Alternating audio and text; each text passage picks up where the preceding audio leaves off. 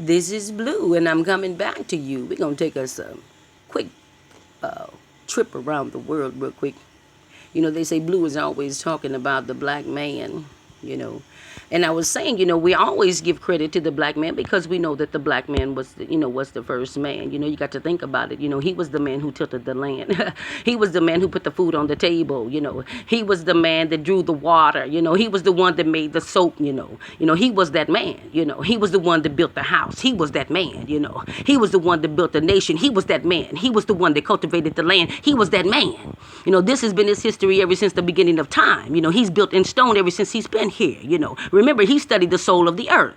But then they say, well, what about the all other man? I said, well, you know, all other men come from that great man, so you have to give it unto the Father from which he come. But then you have that last man which is on the scene, which is the European man, which is great, you know, because you have to think about the European man. The European man, you know, he had to go up against nature. They even speak about that in the book when they talk about, well, he stuck his hand in his bosom and then he pulled his hand out and he had leprosy. Only thing that I know that could do such a thing like that is nature.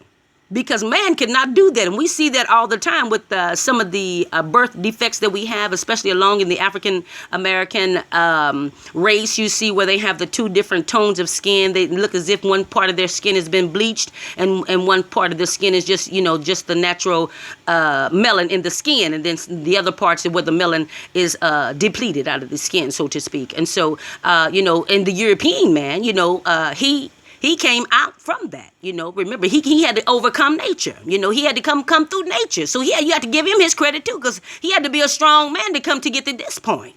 You know, so, you know, that's why we say we all are created equal, because we all have had something that we all have had to come through in order to be who we are today. All we speak of is aligning ourselves in universal order, that we all may be accountable one unto another. You know, again, you know, am I my brother's keeper? African proverbs say, man, know thyself, and to thine own self be true.